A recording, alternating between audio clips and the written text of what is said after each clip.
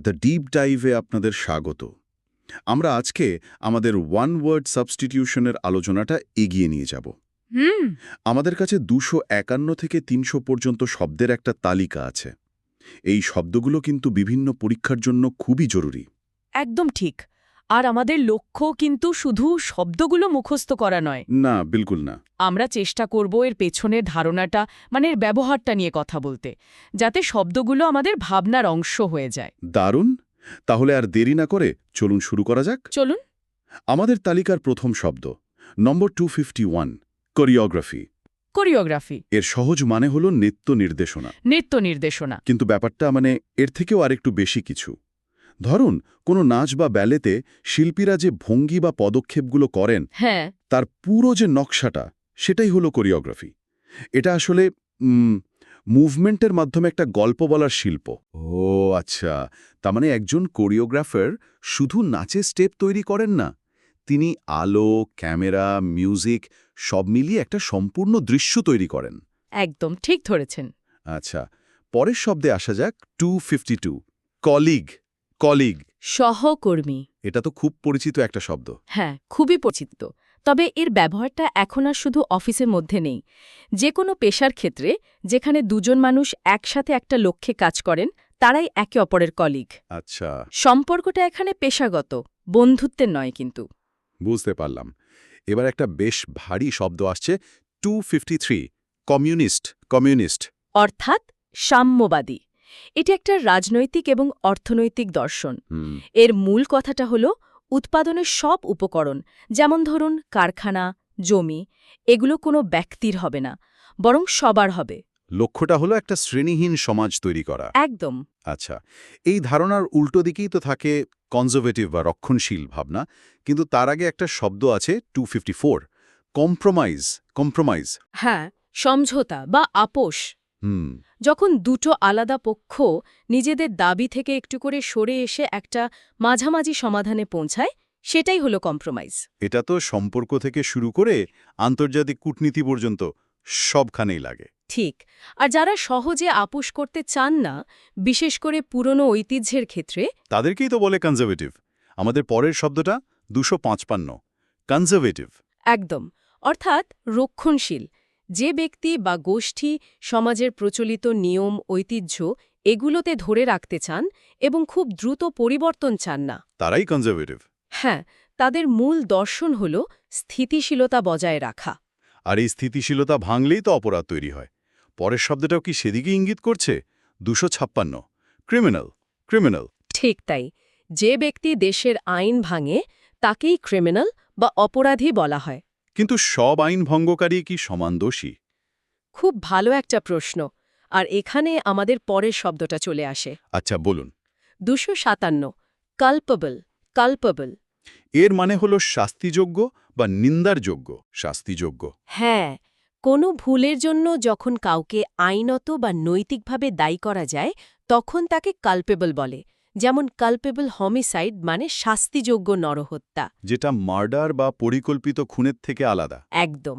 এখানে হয়তো অভিপ্রায়টা ততটা তীব্র নয়, কিন্তু তার কাজের জন্য কারোর মৃত্যু হয়েছে, তাই সে দোষী। বাহ, খুব সূক্ষ্ম একটা পার্থক্য। আচ্ছা, এই যে এত ভারী ভারী শব্দ নিয়ে কথা হচ্ছে, এবার একটু অন্য রকম কিছু হোক। আকর্ষণের কেন্দ্রবিন্দু বোঝায় এমন কোনো শব্দ আছে? আছে তো, আমাদের পরের শব্দটিই তাই। 258, সিনোশিয়র। সাইনোশিয়র। সাইনোশিয়র। হ্যাঁ, এর মানে আকর্ষণের কেন্দ্রবিন্দু। শব্দটা এসেছে গ্রিক কোনো সূরা থেকে, যার মানে কুকুরের লেজ। কুকুরের লেজ? সে কি? হ্যাঁ, এটা ছিল ধ্রুবতারা, যে নক্ষত্রপুঞ্জের অংশ, তার পুরনো নাম। নাবিকরা যেমন ধ্রুবতারাকে দেখে পথ চিনত, তেমনি কোনো ব্যক্তি বা বস্তু যখন সবার মনোযোগের কেন্দ্র হয়ে ওঠে, তাকে সাইনোশিয়র বলে। অসাধারণ একটা গল্প। হ্যাঁ, উৎসটা জানলে মনে রাখা সহজ হয়। ঠিক। আচ্ছা, যে সবার মনোযোগের কেন্দ্রে, তার ঠিক উল্টো দিকে তো এমনও কেউ থাকতে পারে যে পরিত্যক্ত, আশ্রয়হীন। ঠিক তাই। আর সেই ধারণা থেকেই আসছে পরের শব্দটি, 259, ডেরিলিক্ট। ডেরিলিক্ট ডেরেলিক্ট। এর মানে পরিত্যক্ত। এমন কোনো বস্তু, ধরুন পুরনো বাড়ি বা জাহাজ, যা মালিকানাহীন হয়ে পড়ে আছে। আর মানুষের ক্ষেত্রের মানে হল আশ্রয়হীন বা সমাজচ্যুত। আর এই মানুষদের কথা আমরা জানতে পারি সংলাপে আমাদের এই পর্বের শেষ শব্দ 260 ডায়ালগ। ডায়ালগ। সংলাপ বা কথোপকথন, দুই বা তার বেশি মানুষের মধ্যে যে কথাবার্তা হয় সেটাই ডায়ালগ। বাহ, তাহলে এই 10টা শব্দ একবার চট করে ঝালিয়ে নেওয়া যাক। অবশ্যই। আমরা শুরু করেছিলাম কোরিওগ্রাফি বা নৃত্য নির্দেশনা দিয়ে, তারপর কলিগ বা সহকর্মী, কমিউনিস্ট বা সাম্যবাদী, কম্প্রোমাইজ বা সমঝোতা, আর কনজারভেটিভ বা রক্ষণশীল। এরপর আমরা অপরাধ জগতের 3টি শব্দ নিয়ে কথা বললাম, ক্রিমিনাল আর কালপেবল। মানে শাস্তিযোগ্য দোষী, আর তার সাথে ছিল সাইনোসার, আকর্ষণের কেন্দ্রবিন্দু। শেষে ছিল ডেরিলিক্ট বা পরিত্যক্ত, আর ডায়ালগ বা সংলাপ। চমৎকার। এবার পরের 10টা শব্দের দিকে এগুই। শুরুতেই একটা বেশ অন্যরকম শব্দ দেখছি, 261 ডিপসোমেনিয়া। ডিপসোমেনিয়া এটা একটা মানসিক অবস্থা। এর মানে হল মদ্যপানের প্রতি একটা তীব্র অদম্য ইচ্ছা। এটা কি সাধারণ মদ্যপানের অভ্যাসের চেয়েও গুরুতর? হ্যাঁ, অনেক। কারণ এখানে ব্যক্তি নিজের ওপর নিয়ন্ত্রণটাই হারিয়ে ফেলে। এটা এক ধরনের আসক্তি। এই ধরনের যন্ত্রণা থেকে তো বিষণ্ণতাও আসতে পারে। আর বিষাদের সঙ্গে জড়িয়ে আছে আমাদের পরের শব্দটি, 262 ডার্জ। ডার্জ অর্থাৎ শোকগীতি। কোনো মৃত ব্যক্তির শ্রমণে বা তার শেষকৃত্যে যে করুণ সুরের গান গাওয়া হয় তাকে ডার্জ বলে। এর সুরটা খুব ধীর আর বিষাদময় হয়, তাই না? একদম। আচ্ছা, শোকের মাধ্যমে তো আমরা স্মৃতিকে ধরে রাখি, কিন্তু যদি কোনো স্মৃতিকে পুরোপুরি মুছে ফেলতে চাই, তার জন্য কি কোনো শব্দ আছে? আছে, 263 এফেজড। ইফেজড এর মানে হলো মুছে ফেলা বা বিলুপ্ত করা। শুধু লেখা মোছা নয়, সময়ের কারণে যখন কোনো স্মৃতি বা প্রভাব পুরোপুরি মিলিয়ে যায় তাকেও ইফেজড বলে। যেমন ধরুন, কবরের উপরের লেখাগুলো সময়ের সাথে অস্পষ্ট হয়ে যায়। ঠিক, the inscriptions were effaced by time. আর কিছু মানুষ আছেন যারা নিজেদের স্মৃতি বা অহংকারকেই সবচেয়ে বড় করে দেখেন। আমাদের পরের শব্দটি তাদের নিয়ে, 264 ইগোটিস্ট। ইগোটিস্ট অর্থাৎ অহংকারী ব্যক্তি, যে সারাক্ষণ শুধু নিজের কথা বলে, নিজের সাফল্য নিয়ে বড়াই করে আর নিজেকে অন্যদের চেয়ে সেরা মনে করে। একদম। আচ্ছা, ইগোইস্ট আর ইগোটিস্টের মধ্যে কিন্তু একটা সূক্ষ্ম পার্থক্য আছে। ও, তাই নাকি? হ্যাঁ, ইগোইস্ট নিজের স্বার্থ নিয়ে বেশি ভাবে, আর ইগোটিস্ট নিজের গুরুত্ব নিয়ে বেশি কথা বলে। বাহ, দারুণ একটা পয়েন্ট। আচ্ছা, এই অহংকারী ব্যক্তিরা তো নিজেদের সব কিছুর জন্যই যোগ্য মনে করতে পারেন। যোগ্যতার ইংরেজি হল 265 এলিজিবল। এলিজিবল, হ্যাঁ, এর মানে যোগ্য। তবে এর ব্যবহারটা বেশ নির্দিষ্ট। কিরকম? কোনো পদের জন্য বা কিছু পাওয়ার জন্য যে শর্তগুলো থাকে সেগুলো পূরণ করলেই একজন এলিজিবল হয়। যেমন নির্বাচনে দাঁড়ানোর জন্য একটা নির্দিষ্ট বয়স থাকাটা একটা এলিজিবিলিটি ক্রাইটেরিয়ান। আচ্ছা আচ্ছা, বুঝলাম। আর এই যোগ্যতা অর্জন করে মানুষ অনেক সময় মুক্তি চায়। আমাদের পরের শব্দটি খুব শক্তিশালী, 266 এমানসিপেশন। ইমানসিপেশন এর মানে মুক্তি, বিশেষ করে কোনো সামাজিক, রাজনৈতিক বা আইনি বাঁধন থেকে মুক্তি। আব্রাহাম লিঙ্কনের ইমানসিপেশন প্রক্লেমেশনের কথা মনে পড়ছে। ঠিক, যা আমেরিকার দাসদের মুক্তি দিয়েছিল। এই শব্দটি আসলে অন্যের নিয়ন্ত্রণ থেকে স্বাধীনতা বোঝায়। আর মুক্তির উল্টো দিকেই আছে প্রতারণা, যেমন আমাদের পরের শব্দটি, 267 এমবেজলমেন্ট। এমবেজলমেন্ট এর মানে আত্মসাৎ। সাধারণ চুরির সঙ্গে এর একটা বড় পার্থক্য আছে। কি সেটা? এখানে অপরাধী এমন কোনো টাকা বা সম্পত্তি চুরি করে যেটা তার দায়িত্বে রাখা হয়েছিল। মানে এটা বিশ্বাসভঙ্গের সাথে জড়িত একটা আর্থিক অপরাধ। ওহ, যেমন কোনো ব্যাংক কর্মচারী যদি গ্রাহকের টাকা সরিয়ে ফেলে, একদম। ওটাই এমবেজলমেন্ট। দায়িত্বে থেকে ক্ষমতার অপব্যবহার। এর ঠিক বিপরীতে আছে এমন এক সম্মান যা দায়িত্ব শেষ হওয়ার পরেও থেকে যায়, 268 এমেরিটাস। ইমেরিটাস।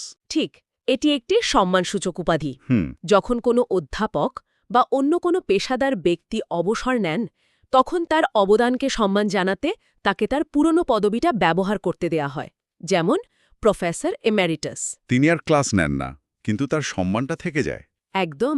দারুণ একটা সম্মান। কিন্তু অবসরের পর অনেকের জীবনে একঘেয়েমি নেমে আসে। তার জন্য কি কোনো বিশেষ শব্দ আছে? আছে, এবং খুব সুন্দর একটা শব্দ, 269 অ্যানুই। অ্যানুই অ্যানুই। হ্যাঁ, এটা একটা ফরাসি শব্দ। এর মানে হল মানসিক ক্লান্তি বা অবসাদ, যা মূলত কোনো উত্তেজনা বা কাজের অভাবে জন্মায়। এটা এক ধরনের গভীর উদাসীনতা। বেশ কাব্যিক একটা শব্দ। আর এই বিভাগের শেষ শব্দটি হল এমন একজনকে নিয়ে যার জীবনে হয়তো একঘেয়েমির কোনো জায়গা নেই। 270 এন্টোমোলজিস্ট, এন্টোমোলজিস্ট অর্থাৎ কীট তত্ত্ববিদ, যে বিজ্ঞানী পোকামাকড় নিয়ে গবেষণা করেন। বাবা যায়। পৃথিবীতে লক্ষ লক্ষ প্রজাতির পোকামাকড় আছে। তাদের জীবনচক্র, আচরণ, এই সবকিছুই একজন এন্টোমোলজিস্টের গবেষণার বিষয়। দারুণ। তাহলে এই 10টি শব্দ একবার দেখে নিই। ডিপসোমিনিয়া বা মদ্যপানের অদম্য ইচ্ছা, ডর্জ বা শোক গীতি, ইফেস্ট বা মুছে ফেলা। আর ইগোটিস্ট বা অহংকারী ব্যক্তি। তারপর আমরা এলিজিবল বা যোগ্য, ইম্যানসিপেশন বা মুক্তি, এমবেজলমেন্ট বা আত্মসাৎ। এমেরিটাস বা সম্মানসহ অবসরপ্রাপ্ত, এনুয়ে বা মানসিক অবসাদ। এবং শেষে এন্টোমোলজিস্ট বা কীটতত্ত্ববিদ নিয়ে কথা বললাম। চমৎকার। Number 271 NVS. এনভিএস মানে অন্যের জিনিস বা গুণ দেখে ঈর্ষান্বিত হওয়া। Number 272 environment. এনভায়রনমেন্ট মানে চারপাশের পরিবেশ। Number 273 epidemic. এপিডেমিক মানে মহামারী। Number 274 epigram. এপিগ্রাম মানে বুদ্ধিদীপ্ত ছোট কবিতা বা চুটকি। নাম্বার 275 ইউলজি। ইউলজি মানে প্রশংসাসূচক বক্তৃতা। Number 276 euphemism. ইউফেমিজম মানে শ্রুতিকাটু শব্দের পরিবর্তে কোমল শব্দের প্রয়োগ। Number 277 expose. এক্সপোজ মানে গোপন কিছু ফাঁস করা বা জনসমক্ষে আনা। Number 278 fable. ফেবল মানে নীতিকথামূলক ছোট গল্প যেখানে সাধারণত প্রাণীরা থাকে। Number 279 fantasy. ফ্যান্টাসি মানে অলিক কল্পনা। Number 280 fascist. ফ্যাসিস্ট মানে স্বৈরাচারী বা চরমপন্থী শাসন ব্যবস্থার সমর্থক। আমরা এখন একটা ভিন্ন পদ্ধতি নেব। আমরা এই 10টি শব্দের একটা দ্রুত পুনরাবৃত্তি করব। কিন্তু এবার কোনো বাংলা অর্থ বলা হবে না, শুধু নম্বর আর ইংরেজি শব্দগুলো পরপর বলে যাওয়া হবে। এর ফলে মস্তিষ্ক নিজে থেকেই প্রতিটি শব্দ শোনার সাথে সাথে তার অর্থটি মনে করার চেষ্টা করবে। এটি একটি অত্যন্ত পরীক্ষিত এবং কার্যকর পদ্ধতি। চলুন শুরু করা যাক। প্রথম revision. 271 NVS. 272 environment. 273 epidemic. 274 epigram. 275 ইউলজি। 276 euphemism. 277 expose. 278 fable. 279 fantasy. 280 fascist. দারুণ। এই দ্রুত পুনরাবৃত্তির মাধ্যমে শব্দগুলো মস্তিষ্কে আরও শক্তভাবে গেঁথে যাওয়ার কথা। শুরু করছি পরবর্তী তালিকা। চলুন। Number 281 fatal. ফেটাল মানে প্রাণঘাতী বা মারাত্মক। Number 282 feline. ফিলাইন মানে বিড়াল সংক্রান্ত বা বিড়াল জাতীয়। Number 283 flexible. ফ্লেক্সিবল মানে নমনীয় বা সহজে পরিবর্তনযোগ্য। Number 284 Flora. ফ্লোরা মানে কোনো নির্দিষ্ট অঞ্চলের সামগ্রিক উদ্ভিদকুল। Number 285 genealogy. জিনিওলজি মানে বংশলতিকা বা পারিবারিক ইতিহাসের অধ্যয়ন। Number 286 geology. জিওলজি বলে ভূবিদ্যা বা পৃথিবীর মাটি ও পাথরের ইতিহাস অধ্যয়ন। নাম্বার 287 জার্মিসাইড। জার্মিসাইড মানে জীবাণুনাশক। নাম্বার 288 হার্বিভোর। হার্বিভোর মানে তৃণভোজী প্রাণী। Number 289 heretic. হেরেটিক মানে প্রচলিত ধর্মীয় মতের বিরোধী বা বিধর্মী। Number 290 hijack. হাইজ্যাক মানে বল প্রয়োগ করে কোনো যান বা বিমান ছিনতাই করা। অত্যন্ত চমৎকারভাবে আমরা আমাদের আজকের লক্ষ্য পূরণ করেছি। 281 থেকে 290 পর্যন্ত এই 10টি শব্দ আমরা জেনে নিলাম। 291 হোমেজ। হোমেজ এর অর্থ শ্রদ্ধাঞ্জলি। কোনো মহান ব্যক্তির প্রতি বা তার কাজের প্রতি জনসমক্ষে যে গভীর শ্রদ্ধা জানানো হয় সেটাই হোমেজ। এটা একটা গান হতে পারে, একটা সিনেমাও হতে পারে। হ্যাঁ, যে কোনো কিছুই হতে পারে। আচ্ছা, এই যে আমরা বিভিন্ন ধরনের শব্দ নিয়ে কথা বলছি, এদের মধ্যে কি কোনো মেল আছে? যেমন আমাদের পরের শব্দটি 292 হোমোজিনিয়াস। হোমোজিনিয়াস এর মানে হল সমজাতীয় বা একই প্রকৃতির। সমজাতীয়। যখন কোনো একটা মিশ্রণ বা দলের সব উপাদান একই রকম হয় তখন তাকে হোমোজিনিয়াস বলা হয়। যেমন ধরুন 1 গ্লাস নুন জল, এটা একটা হোমোজিনিয়াস মিশ্রণ। কারণ নুন আর জলকে আলাদা করা যায় না। ঠিক। আর এই সমজাতীয় পৃথিবীর শেষ প্রান্তটি কি? 293 হরাইজন। অর্থাৎ দিগন্ত, সেই কাল্পনিক রেখা যেখানে আকাশ আর পৃথিবীকে মিলিত হতে দেখা যায়। এটা আমাদের দৃষ্টির সীমানাও বটে, আবার নতুন সম্ভাবনার প্রতীকও। খুব সুন্দর বলেছেন। আর যে মানুষ দিগন্তের সীমানা পেরিয়ে সমস্ত মানব জাতির কথা ভাবেন, তিনি হলেন 294 হিউম্যানিটেরিয়ান। মানবতাবাদী, যে ব্যক্তি মানুষের দুঃখ কষ্ট কমাতে আর তাদের জীবনযাত্রার মান ভালো করতে কাজ করেন। তারা জাতি, ধর্ম, বর্ণের ঊর্ধ্বে উঠে কাজ করেন। একদম। মাদার টেরেসা বা অঁরি দুনো ছিলেন মহান হিউম্যানিটেরিয়ান। আর মানবতা বা ঈশ্বরের প্রতি কৃতজ্ঞতা জানানোর একটা উপায় হল গান। 295 হিম। অর্থাৎ স্তোত্র বা ভজন, ঈশ্বরের প্রশংসায় যে ধর্মীয় গান গাওয়া হয়। প্রত্যেক ধর্মেই নিজস্ব স্তোত্র রয়েছে। হ্যাঁ। বেশ, এবার একটা খুব মজার শব্দ 296 ইডিওসিনক্রেসি। এর মানে হল স্বভাবগত বা অদ্ভুত ব্যক্তিগত বৈশিষ্ট্য। অদ্ভুত ব্যক্তিগত বৈশিষ্ট্য। হ্যাঁ, প্রত্যেক মানুষের এমন কিছু নিজস্ব আচরণ বা অভ্যাস থাকে যা অন্যদের থেকে তাকে আলাদা করে। যেমন কথা বলার সময় কেউ হয়তো বারবার চুল ঠিক করে।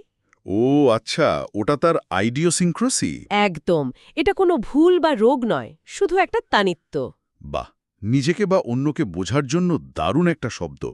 আচ্ছা, যে বৈশিষ্ট্যগুলো সামাজিকভাবে গ্রহণযোগ্য নয় তাদের কি বলবো? 297 ইলিসিট। এর অর্থ অবৈধ, যা আইন বা সামাজিক নীতি দ্বারা নিষিদ্ধ, যেমন ইলিসিট ট্রেড বা অবৈধ ব্যবসা। আর যিনি আইন বা কোনো বই পড়তেই পারেন না, তিনি হলেন 298 ইলিটারেট। অর্থাৎ নিরক্ষর, যে ব্যক্তি পড়তে বা লিখতে পারেন না। ঠিক। পরের শব্দ কি হল 299 ইমপ্লোরার। অর্থাৎ অনুনয় বিনয়কারী, যে ব্যক্তি খুব কাতরভাবে বা ডেজেসপেরাদামে কারো কাছে কিছু প্রার্থনা বা অনুরোধ করে। তার অনুরোধের মধ্যে একটা গভীর আকুতি থাকে। ঠিক। আর আজ আমাদের তালিকার শেষ শব্দ, যা কোনো আকুতির কাছেই হার মানে না, 300 ইমপ্রেগনেবল। এর মানে অভেদ্য বা অজেয়। অভেদ্য, যাকে কোনোভাবেই পরাজিত করা, ভেদ করা বা দখল করা যায় না। সাধারণত কোনো দুর্গ বা যুক্তির ক্ষেত্রে এই শব্দটি ব্যবহার করা হয়। an impregnable fortress বা an impregnable argument। একদম। অসাধারণ একটা শব্দ দিয়ে আমাদের আজকের আলোচনা শেষ হলো। চলুন এই শেষ 12টি শব্দ আরেকবার দ্রুত দেখে নিই। অবশ্যই। হেরেটিক বা মতবিরোধী, হাইজ্যাক বা ছিনতাই, হোমাজ বা শ্রদ্ধাঞ্জলি। হোমোজেনিয়াস বা সমজাতীয় এবং হরাইজন বা দিগন্ত। এরপর ছিল ইউনাইটেরিয়ান বা মানবতাবাদী, হিম বা স্তোত্র, ইডিওসিনক্রেসি বা অদ্ভুত ব্যক্তিগত বৈশিষ্ট্য। ইললিসিট বা অবৈধ, ইললিটারেট বা নিরক্ষর, ইমপ্লোয়ার বা অনুনয় বিনয়কারী এবং শেষে ইমপ্রেগনেবল বা অভেদ্য। আজকের মতো আলোচনা এখানেই শেষ করছি। আশা করি এই শব্দগুলো আর তাদের পেছনের গল্পগুলো সবার প্রস্তুতিতে আর চিন্তার জগতে নতুন মাত্রা যোগ করবে। একদম। মনে রাখতে হবে, প্রত্যেকটা নতুন শব্দ শেখা কিন্তু শুধু পরীক্ষার প্রস্তুতি নয়, এটা আসলে পৃথিবীকে দেখার জন্য একটা নতুন জানালা খোলার মতো। বাহ, খুব সুন্দর কথা। শেষে শুধু একটা প্রশ্ন রেখে গেলাম, এমন কোনো শব্দ কি আছে যা আপনার নিজের কোনো আইডিওসিনক্রেসি বা অদ্ভুত বৈশিষ্ট্যকে সবচেয়ে ভালোভাবে প্রকাশ করে? ভেবে দেখবেন। সকলের জন্য শুভকামনা।